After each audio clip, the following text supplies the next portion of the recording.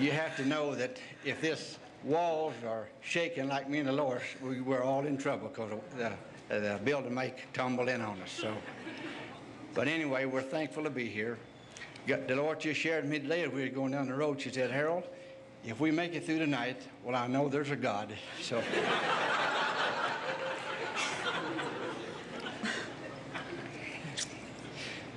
Our prayer is that we can relate to you how God took an evil for evil marriage and turned it into a loving relationship. Dolores and I dated for about 3 years when I asked her to marry me, and she immediately said yes. We were both so infatuated with each other that we didn't stop to think about all the problems and consequences that we would have. I looked up the word infatuation, and it means lacking sound judgment, completely carried away by foolish or shallow love. That was exactly us. We both had just come out of a hurtful and bitter divorce and brought a lot of baggage and moral impurity into this marriage. Things went pretty well for the first 10 or 12 years. Come a little closer to the mic. I don't want to sound real loud. I was wrapped up in my 2 children, and when I felt lonely and unloved, I went out shopping for things I didn't even need. Harold was then working from daylight till dark. By the way, we're ranchers. Trying to make another dollar. He had such a poor self-image and felt total rejection. He thought if he could accumulate enough worldly goods, well, he could feel accepted. This really caused my bitterness and anger to surface. I soon learned that things and stuff didn't make me happy. About this time, Harold made some very poor business decisions, and boy, did our world fall apart. For the next 20 years, our marriage was a total mess. We bickered constantly, and only by God's grace did we stay together. All this time we were Christians, but we still wanted to run our own lives. We know now that God was trying to get our attention, but we were so rebellious that we just wouldn't give in. We had been to many marriage counselors, but could never get any lasting help. Things would get better for a few weeks, then we would go right back to our old self again. We decided no more counselors for us. In January of '98, we agreed something had to change.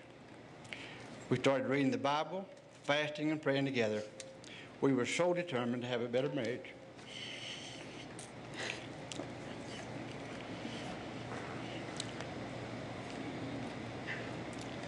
Take a deep breath. And I'm the one that has mercy. Things improved some, but we had so much baggage, we just couldn't get free.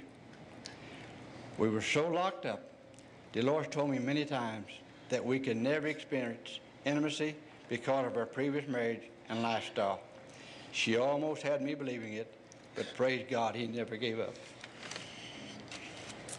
We both agreed we would hold hands while we prayed. Sometimes I only touched the end of his finger because I was so angry at him. But we found out you can't stay mad when you pray and touch. And then it finally got to more.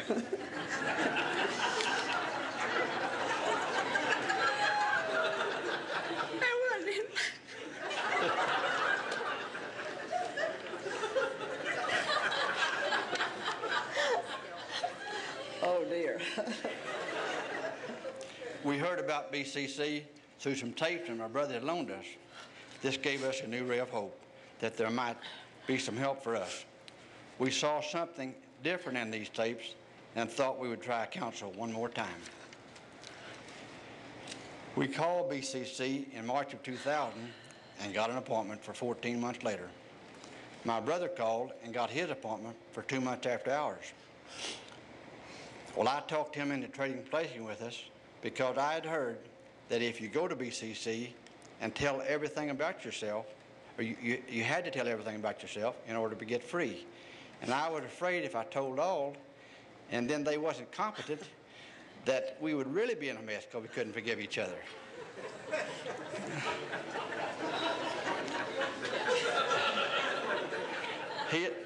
He and his wife had a marriage and didn't have all the baggage that we had.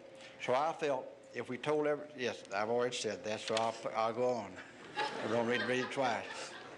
We called my brother every night while he was in Colorado Springs. He was so excited and got us so excited we could hardly wait. We even counted the days. The week we were there was the most rewarding, but also the hardest week we ever spent. Even though it was hard, we could hardly wait for the next day's session. Each day we were being set free a little at a time. We were starting to love each other with our heart and become emotionally connected. After the last section, we headed home. We were still both very much uptight. The real impact didn't come until we were down the road some 3 hours. We hadn't spoken a word all that time. That's the truth. When I reached over and took Dolores by the hand, she melted. I knew when he took my hand that he was a changed man because he was never the one to make up. At that moment, our whole world changed. We laughed, we cried, we had a whole new marriage.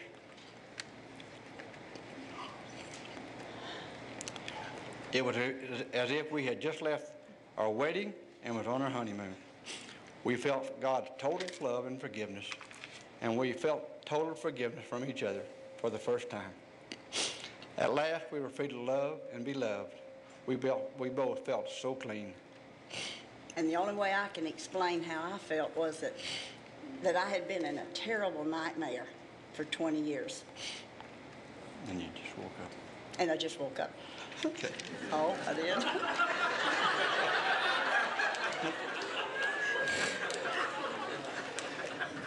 It has now been 15 months since our week at BCC. We now have the intimacy and love in our marriage that we so longed for but never thought possible. We know it was all made possible through God's grace, His love, and His forgiveness. We will forever be grateful to BCC, who gave us their time and spiritual depth to lead us to freedom. Thank you.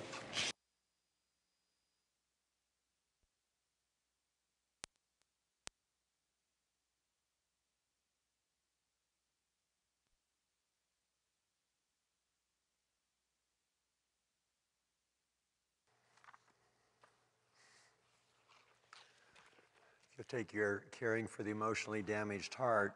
We'll be on page 219 if you'd like to follow along.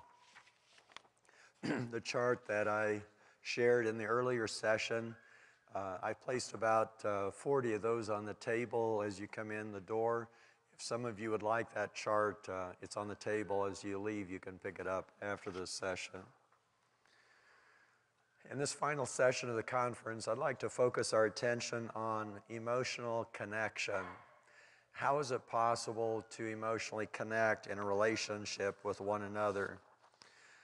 It's interesting, intimacy is not something very many couples experience in their marriage. Most marriages are distant. They don't connect emotionally. They feel alone, uncared for. We often miss the feelings of being close, being understood, being cared for. And none of the couples that ever come into my office are emotionally connected. And when you go and identify why aren't couples connected, you begin to realize that there are spiritual issues unresolved and there are emotional issues unresolved, and the couple doesn't really understand each other. And so they begin to build walls in the relationship, walls that block emotional connection. I often like to ask the question, do you have a wall up between you and your wife, you and your husband? One gal says, yes, I have a 12-inch steel plate between myself and my husband. A man said, I have a 3-foot concrete wall between me and my wife because of her control. And I've got 1-inch rebar in there. She will never, ever damage my heart again. I also like to ask another question. Not only do you have a wall up, but how far away is your spouse from you? And those two questions will tell me what kind of intimacy or emotional connection is in a relationship. Emotional intimacy is essential if a couple is going to experience fulfillment. But most individuals talk intellectually, how are you doing? You got the dinner ready? Instead of focusing on understanding and caring about each other's hearts. It's sad that a couple can spend years together and never really understand what's happening inside. Probably the greatest problem that couples have is the problem of hypocrisy, pretending that they don't have a problem. The gentleman that just gave us testimony, his brother came in 6 weeks before he came in, and he says, John, we don't have a problem. Our marriage is fine. We've been married 50 years. We don't have any issues. I looked at his test. He was 99% dominant. His wife was 5% dominant. He was 99% angry. His wife was 5% angry. He was sympathetic at 1%. So I had him face his wife, and Glenn turned to his wife of 50 years, and he said, have I ever allowed you to be a part of any decision in the last 50 years of our marriage? In 2 seconds, she burst into tears. She hadn't made a decision in 50 years, or never been a part of a decision in 50 years. I saw it on the test. Have you ever felt loved by me? She really burst into tears because she said, no, you're about yourself. You've never taken the time to care about me.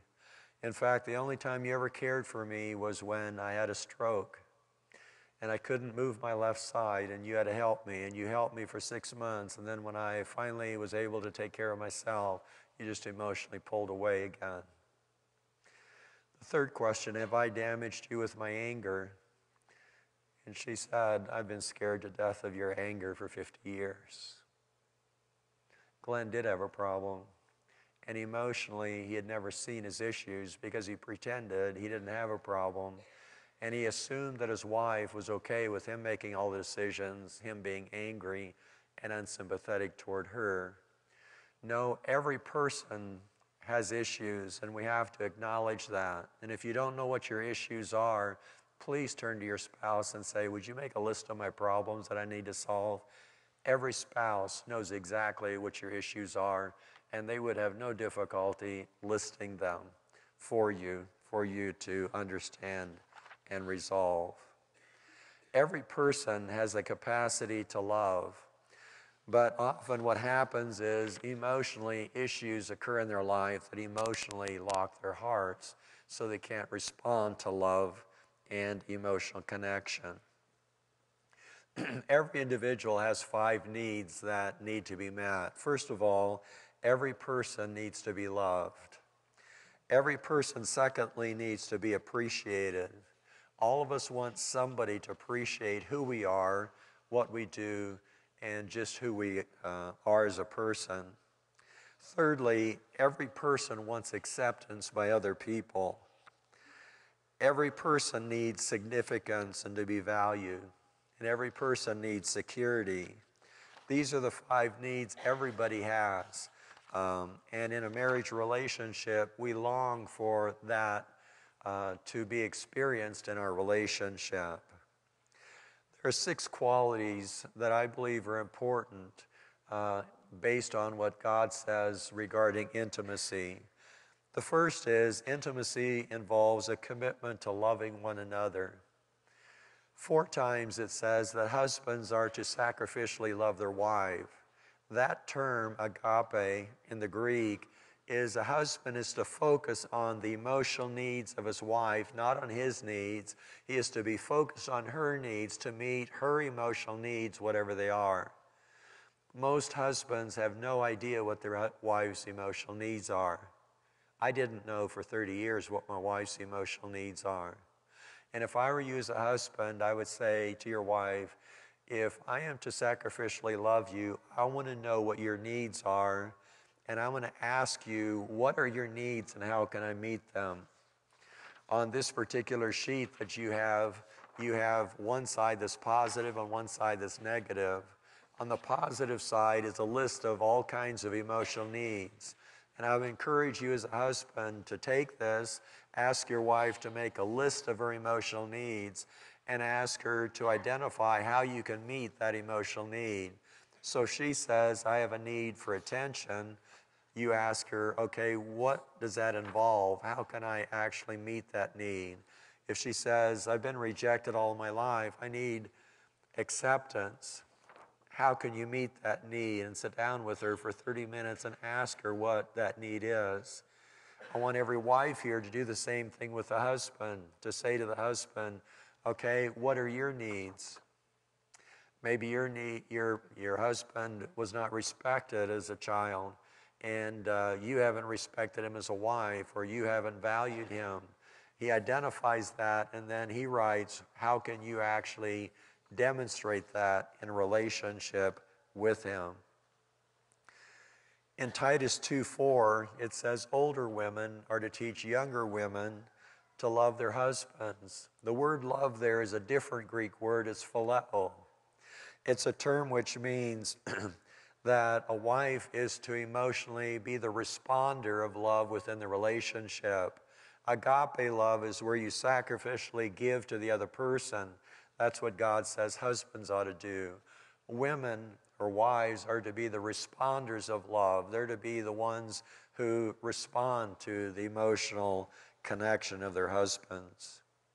In Ephesians 5:29 it says, husbands are to nourish and cherish their wives. Nourishing means to give her an abundance of what she needs to flourish. To cherish means to hold dear, to treat with affection, to tenderly care for her, to support, to encourage her. Those two things are the responsibility of a husband who genuinely loves his wife. So God commands husbands to sacrificially love. God challenges wives to be the responder of that love. If that occurs in a relationship, you're going to have an emotionally connected relationship. The second ingredient is that intimacy involves a commitment to respect and honor. A wife is encouraged in the Bible in Ephesians 5:33 to reverence her husband. A husband in 1 Peter 3:7 is encouraged to respect and value his wife. When two people value each other, the emotional connection of a relationship can develop. But if a husband has no respect for his wife, or wife has no respect for her husband, what happens is the relationship disintegrates. One of the greatest reasons why wives don't respect the husband is because 70 to 90% of husbands are into pornography or into lust or moral failure. A wife will lose respect for her husband if there's a moral violation. On the other hand, wives can lose their respect from their husbands by just their attitude toward their husbands, and that's why 1 Peter 3 encourages proper attitudes toward one another. Thirdly, intimacy involves a commitment to openness, to communication. In 1 Peter 3:7, it says we're to dwell with our wife according to knowledge. That means a husband is to take his wife into every area of his life. She is to be a part of everything he is. In Ephesians 5:29, a husband is to consider his wife and be understanding. All is a part of communication. Now, I don't recommend that you force two people to talk with each other, because you can force communication and it won't connect a relationship. Communication occurs when you have proper attitudes where the husband values the wife values the husband. When you have proper relationship within a marriage, a couple will automatically communicate with each other. Fourth, intimacy involves a commitment to appreciation and gratitude. All of us want somebody to appreciate us, to say thanks for what we're doing. Wives often and mothers spend hours working, and they have huge jobs that are way beyond their ability because of the responsibilities 24/7 of raising children. As husbands, we need to appreciate that and respect that. Husbands work hard, and wives need to respect their husbands. But often what happens in a relationship is respect gets lost, appreciation gets lost, and two people get frustrated with each other, and the relationship locks up. The fifth is that intimacy involves a commitment to submission. It's interesting in Ephesians chapter 5, prior to the statement, wives submit to your husbands, the husband is the head of the home, God says that the husband and wife are to submit to one another out of respect for God. It's interesting, a husband, if he is to have an intimate relationship with his wife, needs to be submissive to understand his wife's feelings, her desires. And when a husband doesn't connect with his wife, he often makes decisions that emotionally damage the whole family. But if he submits to his wife and understands his wife's feelings and cares about them, and he values her opinion, and she is able to open up to share openly, what happens is you have the protection of a relationship where two people are valued and respected as they submit to one another out of reverence for Christ. The sixth is intimacy involves a commitment to cleansing. In Ephesians 5:26 and 27, it says that a husband is to cleanse his wife as Christ cleansed the church.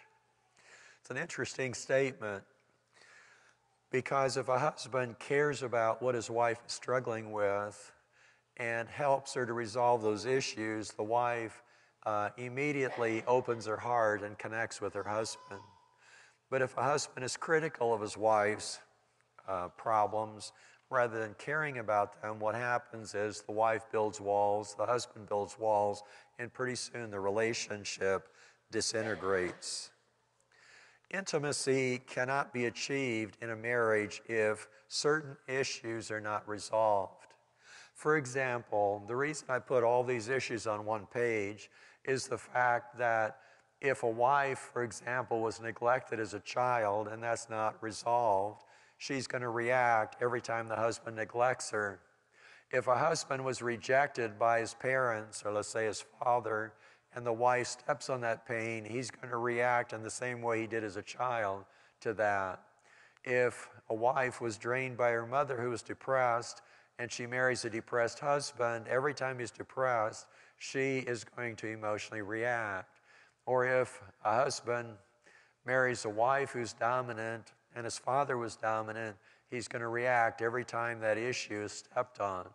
Or if a wife is bitter toward her mother because of her expectations, that bitterness is going to be transferred to the spouse. Or if a lady was sexually abused as a child, that's going to lock the relationship within marriage unless that's resolved. My recommendation is that couples, before they ever get married, do an evaluation where they check all of these issues and make sure they're all clean 6 months before the wedding. So if a girl's sexually abused, the pastor will actually help her to resolve that, or the pastor's wife, by leading her in a prayer to disconnect the pain, just like I did with Naomi and her husband. If a husband's reacting, for example, to a dominant father, and you see he's marrying a dominant wife, that issue needs to be resolved before they tie the knot. But some of us are already married.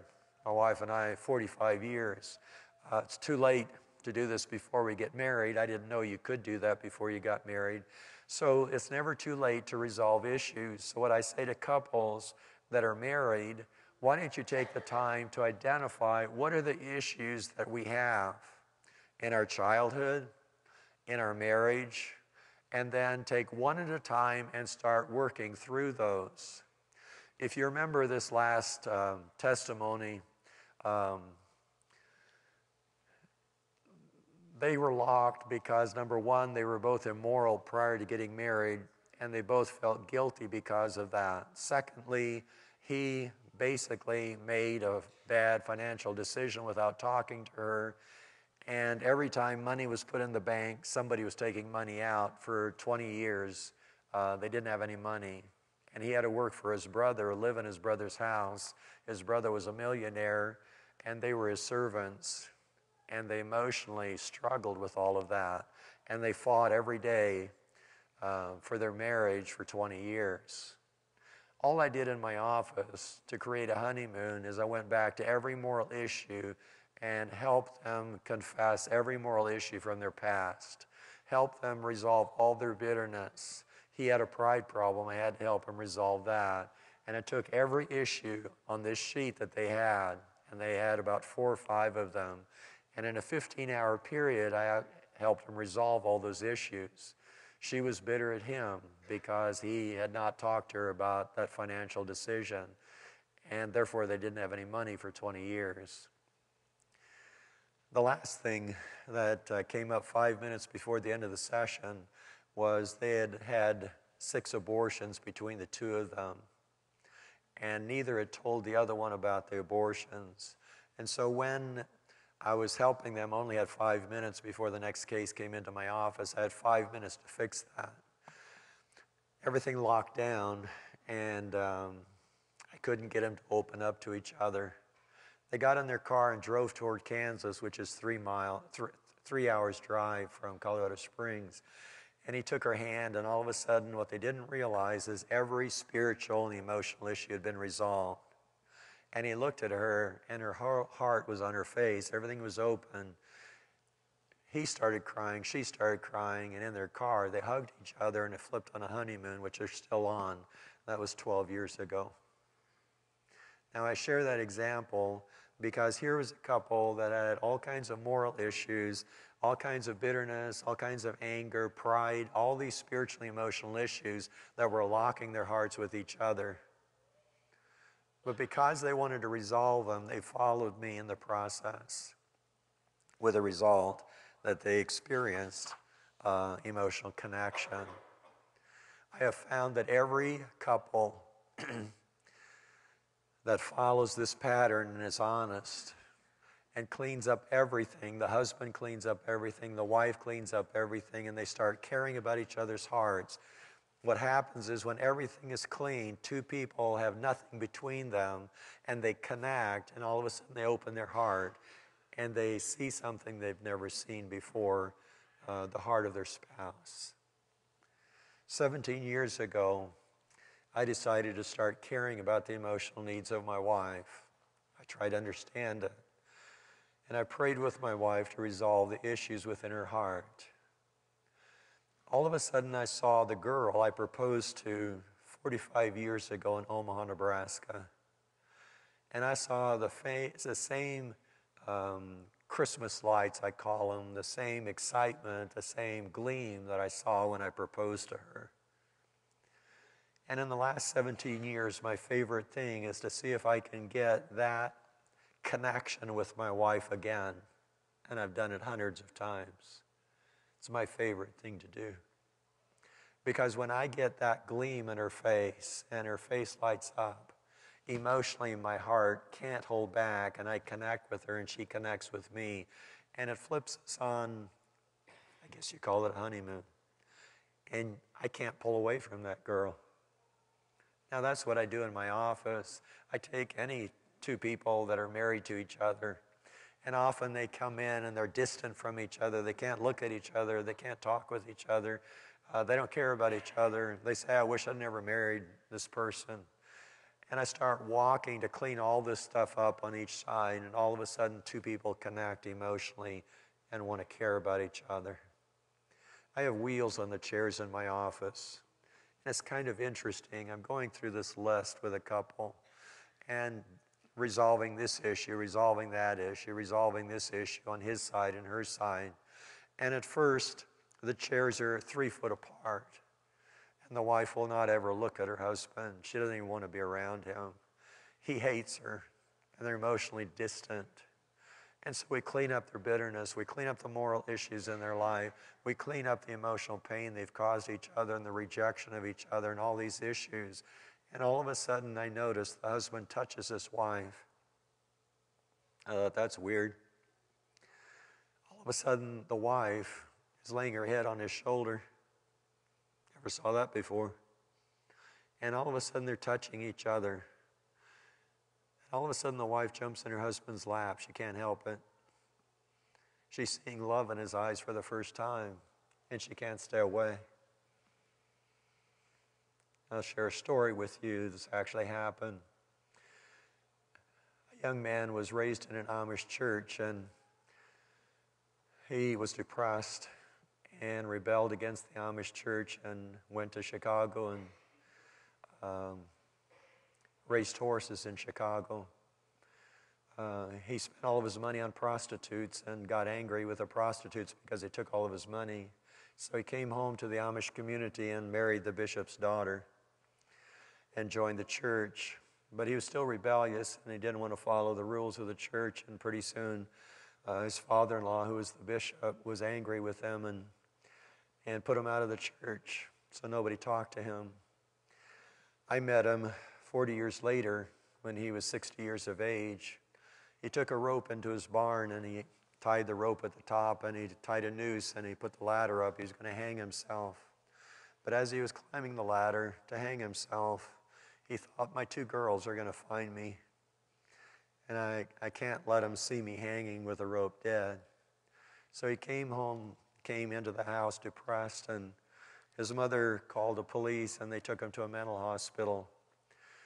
The psychiatrist tried to get him to take his medicine, but he refused to take his medicine, and they didn't know what to do with him, so they sent him home. 2 weeks later, he's in my office, and he's so depressed, he just looks at the floor. He doesn't look at me at all. He can't talk. And I don't know what to say. I'm 1% expressive. You wouldn't know this tonight when I'm talking nonstop for 2 hours, but that's what I am inside, and I didn't know what to say to a depressed Amish man. So I did the only thing I knew what to do. I said, can I explain how little Amish boys get damaged? And I began to explain that in Amish circles, children are never praised, they're never appreciated, but everybody's disciplined and everybody works hard. And so a little boy grows up never being appreciated. And then their spirit is broken by the parents that damage their heart by just looking at them and rejecting them. And then they grow up just trying to please their daddy, working hard on the farm. But one day, they don't like to do all the rules, and they rebel, and they run away from home. I talked like this for 2 hours, and all of a sudden, this man who's depressed raises his head, and he says, how do you know all this about me? I said, I don't know who you are. I don't know you. But I'd like to be your best friend. I'd like to accept you and care about your heart. He started to weep. He says, nobody's ever cared about my heart. He said, all of my life, every person has rejected me. My parents rejected me when I rebelled. The church rejected me. My wife rejected me. All of my children rejected me. I only have one friend left, and that's a man who lives with a prostitute in the town I'm living in. And everybody says I shouldn't be his friend, but he's the only one who'll ever talk to me. I said, can I be the first person who cares about you then? I think everybody needs to be loved, and you need to be loved. He began to weep. I want to care about your heart. I want to understand what you're struggling with. And he started pouring out his whole story and all of his pain. I led him in a prayer to disconnect his pain the first session, and I noticed his wife was leaning toward him. She was still Amish, and she had her head covering and a beautiful dress on, and I said, do you want me to step out? She says, how can I care about him? I've been wanting to care about my husband for a long time, and I just don't know how to do it. I says, why don't you just open your heart and just care about him, just love him? And I stepped out of the room. Now I have an intern room where I have cameras, and all the interns watched as I closed the door. She jumps into his lap and connects with him to love him, just like I did. And the guy lost his depression in a matter of 30 minutes because I decided I'm going to care about him. And the wife jumps in his lap. I can't jump in his lap. I don't know what he'd do if I tried to do that. But the wife knew how to jump in his lap. By the way, Amish people know how to be totally open with their husbands when everything is clear. And Amish women jump faster than anybody else into their husband's lap. I've observed that after doing 1,400 cases.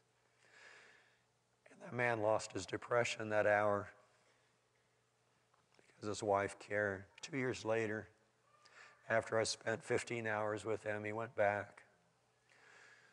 2 years later, he drove out to Colorado all the way, 5 states across. And he called me and he says, John, can I take you out to lunch? And I said, sure. He and his wife took us out to lunch. I said, why did you come all the way to Colorado? He says, I just wanted to say thank you. You messed up my depression. He says, I wanted to end my life. I had no reason to live. He says, now I'm so excited because my wife cares about me and I care about her. We're having so much fun. I can't imagine I could have, within 1 second, taken my life and lost this much fun. What happened was he had an emotional pain inside that nobody understood, nobody cared for. And as a result of that, he didn't want to live.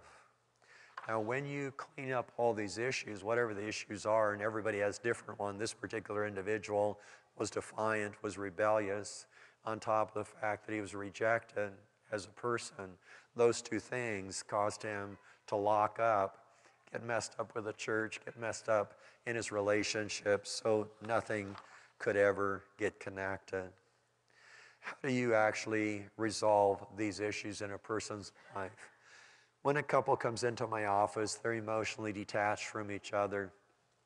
And I go and take the spiritual and emotional issues on each side and just start cleaning them up one at a time. I notice when I get to the last couple issues, all of a sudden, their hearts start opening to each other and they start touching each other. All the way through, I ask them a question. How far away is your heart from your spouse's heart? And we might start at 20,000 miles until finally at the end of the week, the wife says, my heart is 1 inch from your heart. If you prove next week that you really care about me, my heart's going to touch your heart and we're going to be connected. You know what that does to a husband when a wife says that? And then we ask the husband, how far away is your heart? And the husband says, well, I got 3 foot of concrete with 1 inch rebar because you're dominant and I can't stand you. We disconnect all those problems. And all of a sudden, his heart, instead of being on the outside of that concrete wall, he says, I don't know where the concrete wall is anymore. My heart is right outside that door just waiting for you to come and care about me. And I watch as through the week we resolve all the issues and a couple gets closer until finally they're emotionally connected. Do you realize every person sitting here wants to be loved? Every person sitting here does not want walls in relationship. We don't want distance. We want somebody to care about us, to understand us, and that's possible. When you identify how a person is damaged, you do this by asking them, can you give me a picture of your heart damaged? Where is your heart hiding? Then ask Jesus to heal your heart from the pain and ask Jesus to allow your heart to open, to connect. What happens in most relationships is the issues get locked and walls come in relationships. So a wife can't connect to care about her husband. The husband won't take it in because these arrows are all locked up. Husband can't love his wife. The wife can't take it in. Every week I ask the question, what 4 arrows are messed up? Sometimes you have a wife who's never been loved. She has no concept of how to love, so she can't love her husband. Even if she loved him, he couldn't take it in because he got so messed up. He can't love her and she can't take it in. Sometimes you have a wife who's open and a husband who's locked, so she can connect, but he blocks that emotional connection because he's too damaged. Sometimes you have a husband who can connect, but you have a wife who is blocking because of sexual abuse or emotional pain. My goal in my office is to make sure that this connection goes all the way through. A husband can emotionally connect, a wife can take it in, feel that love. A husband can connect and a wife can respond to that love and that emotional connection. In focusing on your spouse's heart, we want to identify how he or she was emotionally damaged, or what did they miss emotionally. And we want to focus to care about those emotional needs within that person's heart. And that comes back to the sheet we showed you earlier tonight, where we ask questions directed to the heart of our spouse to understand their emotional need and to begin caring about that particular need. How do you keep intimacy in a marriage once you have it? I recommend a 5-10-10 approach. 5 minutes once a day, a husband looks at his wife and says, "Are you struggling with something today emotionally? Have you been lonely? Have you cried in the last 24 hours? What is your key emotional need? How can I meet it? How far away is your heart from my heart? Draw me a picture of your heart." Just focused on her heart. 5 minutes a day, a wife does that to her husband. 10 minutes twice a day, a husband connects to care about his wife. And 10 minutes twice a day, a wife connects to care about her husband's heart. Sometimes a wife just wants to be held. You don't have to say anything. Just hold her for 10 minutes. Sometimes a wife wants to just have you focus in her eyes to care. Do that and connect. If you're in a dating relationship, begin connecting emotionally to care about each other's hearts. That is the most fulfilling thing. And if you focus there, you don't have to focus sexually to meet each other's needs, because sexual fulfillment will never carry a marriage. It has to be emotional and spiritual connection that is going to carry the marriage into the future if a couple is going to experience an emotionally connected relationship. I'd like to close by just challenging you tonight. If you're single, I would like to encourage you to find a friend of the same sex and begin caring about their heart to see if you can focus to care about somebody else. You can develop some really neat friendships when you do that, to understand what they're struggling with and pray with them and encourage them. If you're married, I would encourage you to begin focusing to connect to care about your spouse. Now, don't try and solve everything in one night. Take one issue today and say to your wife, what one issue would you like for you and I to solve? She might say, I would like for you to start talking with me and understanding what I'm struggling with in my heart. Just ask her, how would I do that? Can I start caring? Take the sheets and start focusing to care about your wife. Watch what happens. Ask her how far her heart is away. Ask her if she has a wall in the relationship. And ask her what it would take to knock that wall down. Then, as a wife, start caring about your husband and start moving emotionally toward each other to care. Now, if you have too many issues and they seem overwhelming, there are pastors in the area that would love to help you work through your issues. We also have 20 offices in Caring for the Heart, scattered all over the United States and Canada.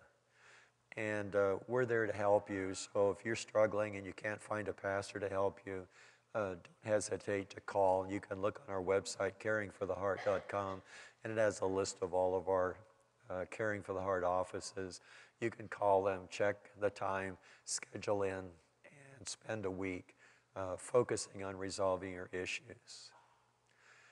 My burden is that everyone sitting here would feel loved by one person. My burden is that couples would experience fulfillment the way God designed for you to experience fulfillment.